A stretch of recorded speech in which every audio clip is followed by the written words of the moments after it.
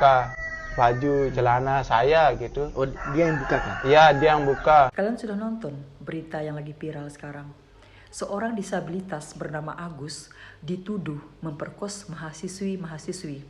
Bukan cuma satu, tapi banyak. Dan Agus sudah mengklarifikasi hal tersebut. Katanya, mana mungkin dia bisa melakukan hal itu, sementara dia tidak mempunyai tangan.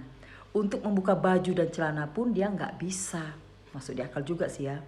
Dan dalam kesehariannya, si Agus ini juga dibantu sama orang tuanya. Seperti mandi, makan, itu masih dibantu. Kalau kita melihat video sekarang ini, kalau kita mendengar cerita dari Agus, justru mahasiswi itulah yang membuka baju dan celana Agus dan berada di atas Agus. Berarti mahasiswi itu dong yang memperkos Agus. Masuk di akal kalian gak sih? Kalau saya gak masuk di akal saya. Ada seorang mahasiswi normal yang mau memperkos, mohon maaf ya, seorang disabilitas seperti Agus.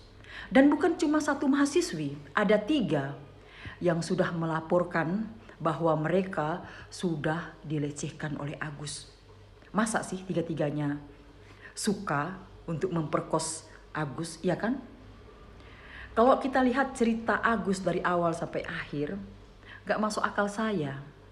Kok Agus ini ketika diperlakukan seorang mahasiswi itu, dia diam aja. Kalau memang dia orang baik, dia punya harga diri, walaupun dia mau diperkos sama mahasiswi itu, otomatis dong dia nolak, nendang ke, lari. Tapi kan enggak. Si Agus ini sepertinya menikmati. Dan di sini saya nggak masuk akal, kok Agus cuma diam.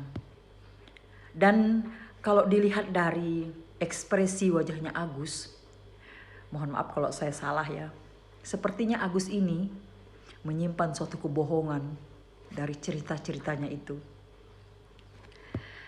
Memang ya, Agus memang tidak memiliki tangan, sehingga tidak bisa membuka baju dan celana. Tapi ingat, Agus memiliki otak, dan otaknya masih normal. Dari otaknya itu dia bisa berpikir, dan pikiran manusia itu ada 2. Satu pikiran yang baik, satu pikiran yang jahat. Sebelum orang melakukan sesuatu, baik itu pekerjaan atau apapun, hal-hal yang akan dilakukannya, pasti dia berpikir dulu. Kalau pikirannya itu perbuatan yang jahat-jahat, maka perbuatannya pun jahat. Kalau pikirannya itu perbuatan yang baik-baik, maka perbuatannya pun baik. Nah, pikiran Agus itu bisa mengendalikan mahasiswi-mahasiswi itu menurut saya ya. Mungkin ya, ini mungkin ada sesuatu hal yang kita tidak tahu. Sehingga mahasiswi-mahasiswi ini mau aja nurut sama Agus.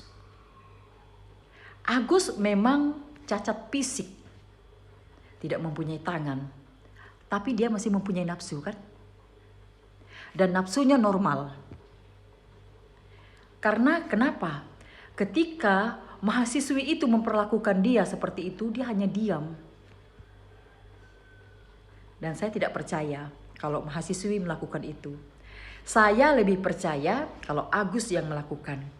Tapi semuanya kita serahkan aja dengan pihak yang berwajib. Nanti kepolisian akan mengumpulkan ya bukti-bukti yang otentik. Kita bisa lihat apakah Agus ini benar-benar tidak melakukan, atau mahasiswi ini yang memfitnah Agus, atau sebaliknya Agus yang melakukan hal ini dan mahasiswi itu benar mereka dilecehkan. Kita tunggu saja. Kebenaran pasti akan terbongkar dan pasti akan menang.